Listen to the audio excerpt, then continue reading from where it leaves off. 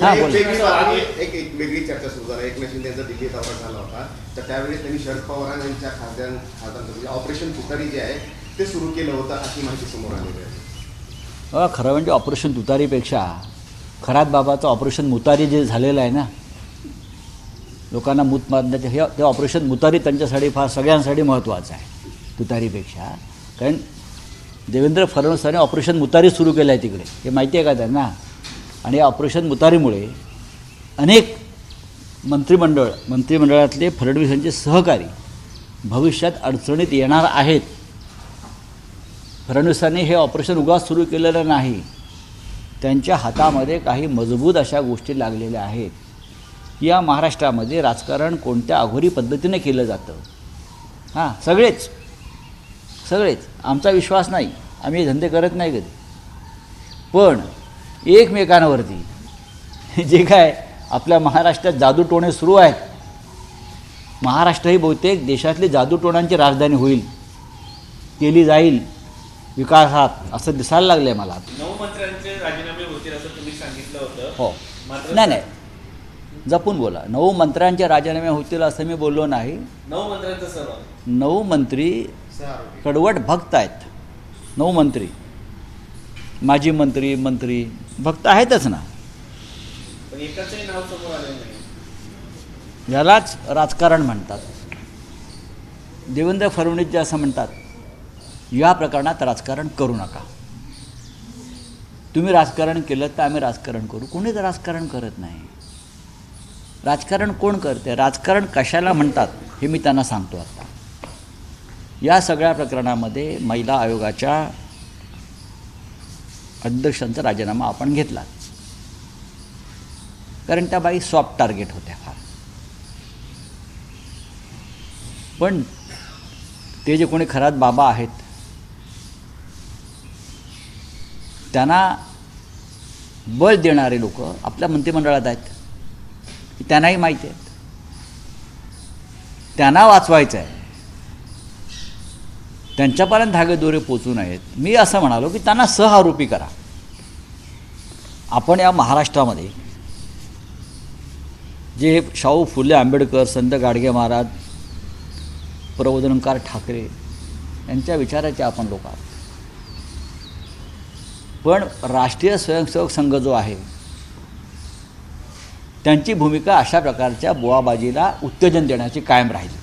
आपण पहा ना, गेल्या काही वर्षामध्ये किंवा काही काळामध्ये सत्ता स्थापनेसाठी, मतं मिळवण्यासाठी असे असंख्य बुवा आणि महाराज त्यांनी राजकारणामध्ये आणले.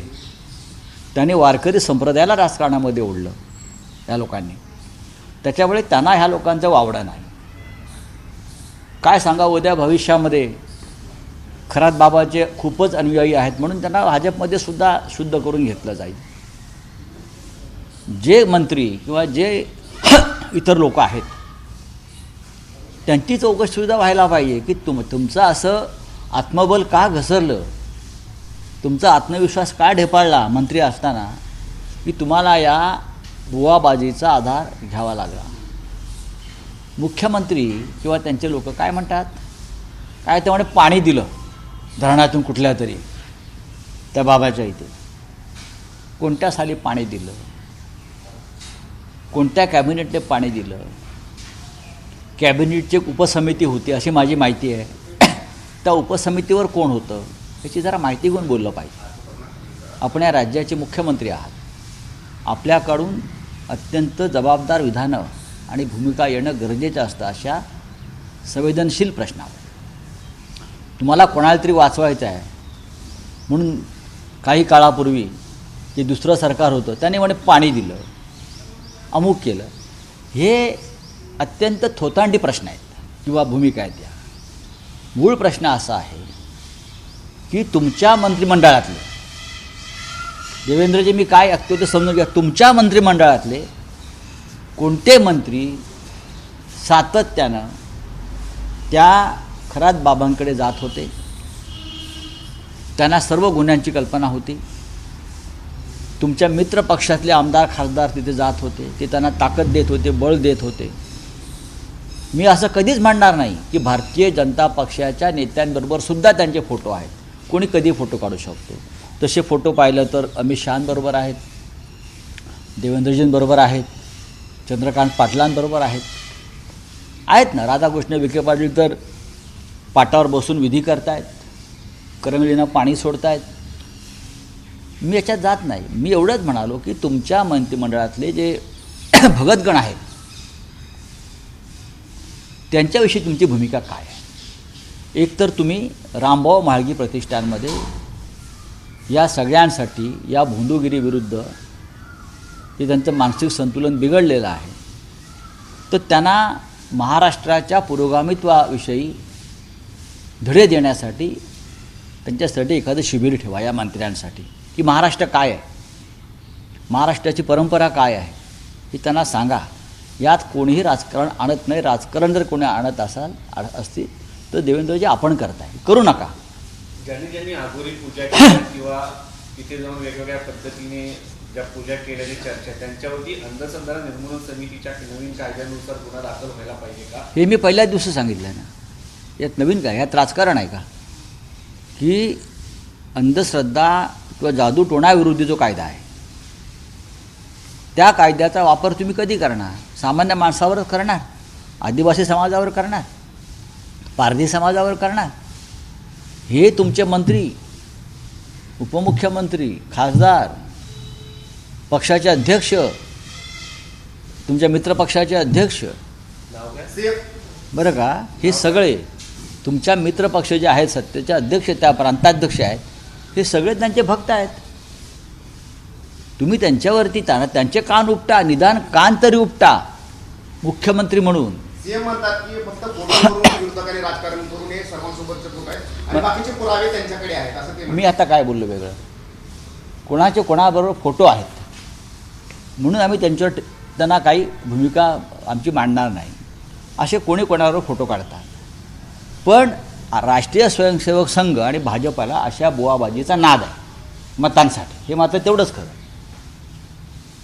त्यांच्या दृष्टीनं हेच हिंदुत्व आहे.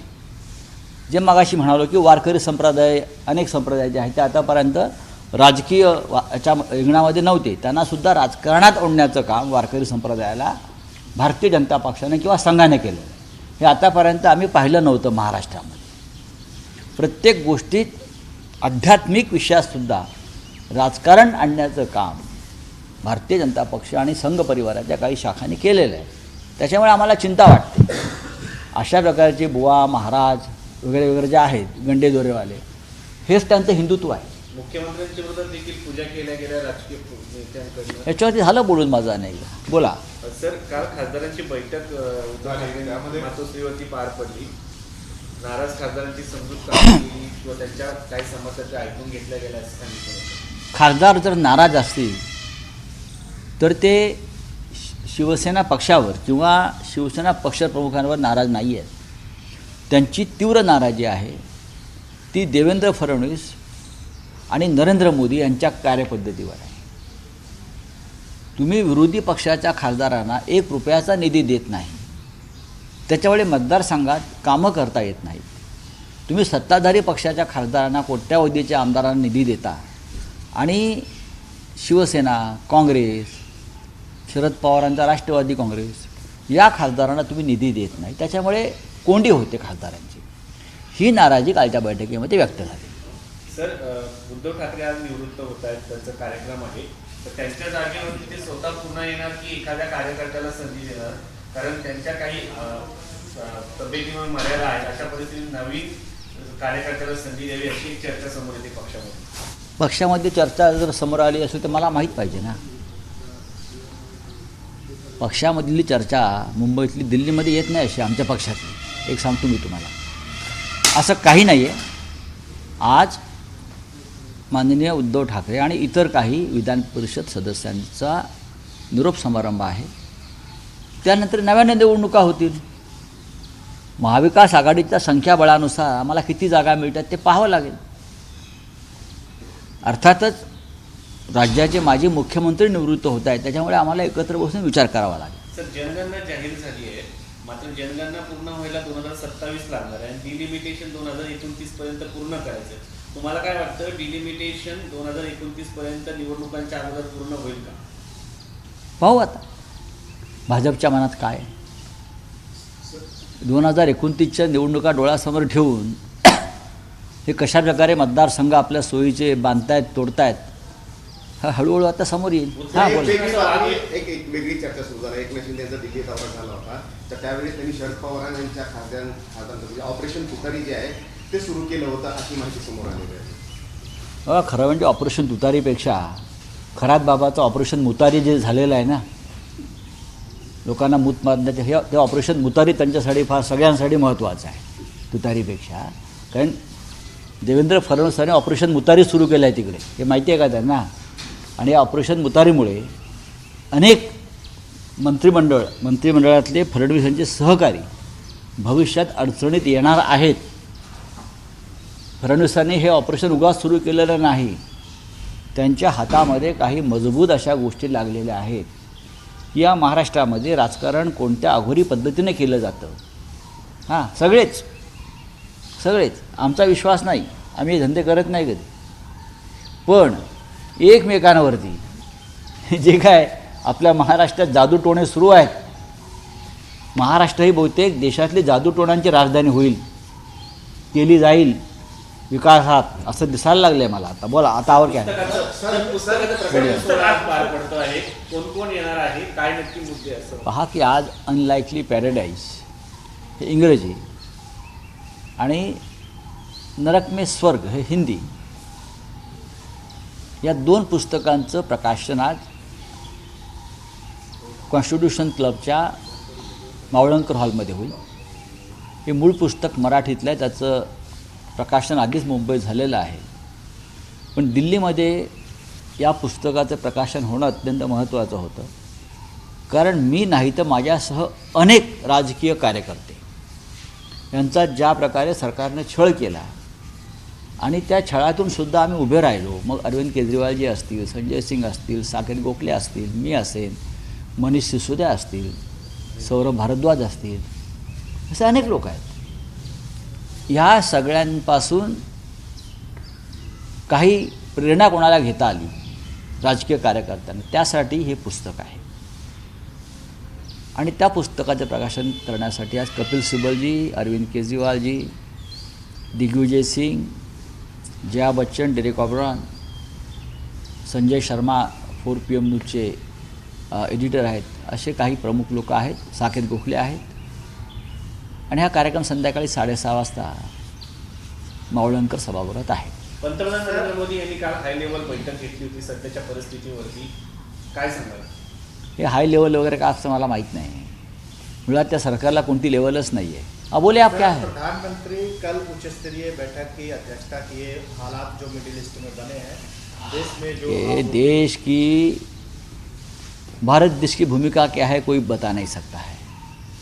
मिडल ईस्ट में जो मिनी वर्ल्ड वॉर चल रहा है, mini world war, Iran, Israel, America, Lebanon, बाद में अंडरग्राउंड रशिया, चाइना और सब गल्फ कंट्रीज, ये बहुत ख़तरनाक मोड़ पर ये युद्ध आया है. भारत 140 करोड़ का देश है, सबसे बड़ा देश है, लेकिन आज तक प्रधानमंत्री हमारे मोदी जी ने इस युद्ध के ऊपर अपनी भूमिका, अपना मत व्यक्त नहीं कर पाए. ये डर किस बात का है? आप बताइए आपकी भूमिका क्या है? आप इजराइल जाकर आए और युद्ध शुरू हो गया. आपने प्रेसिडेंट ट्रंप से एक गुलामी का एग्रीमेंट कर दिया है और आज युद्ध होने के 23 दिन बाद भी आपने भारत की भूमिका के बारे में स्पष्ट मत व्यक्त नहीं किया है. तो हाई लेवल मीटिंग का मतलब क्या है? इस प्रकार की हाई लेवल मीटिंग आप करते हो तो देश को बताना चाहिए, ऑल पार्टीज को बताना चाहिए कि हमारी भूमिका क्या है और हम आगे क्या करने जा रहे हैं. सर, महाराष्ट्र विधायक अमोल मिटकारी ने सर जो सवाल खड़े किए हैं अजीत पवार के विधान प्लस पे, उन्होंने कहा कि कुछ दिन पहले भी कुछ जादू टोना वगैरह. बात ऐसी है कि उस बारे में अजीत पवार जी की पत्नी जो डिप्टी CM है, उनको भी चिंता होनी चाहिए और इस बारे में सुनित्रा पवार जी ने भी अपनी भूमिका व्यक्त करनी चाहिए. सर, राज्यामध्ये लव जिहादवर बोलणारे अनेक नेते आहेत, पण त्यांनी खऱ्या प्रकरणावर अद्याप बोलले नाही. एकनाथ शिंदे यांचा नाही नाही, त्या खराचं नाव जर सुलेमान, अब्दुल, बरं का, सलीम वगैरे असतं तर बोलले असते.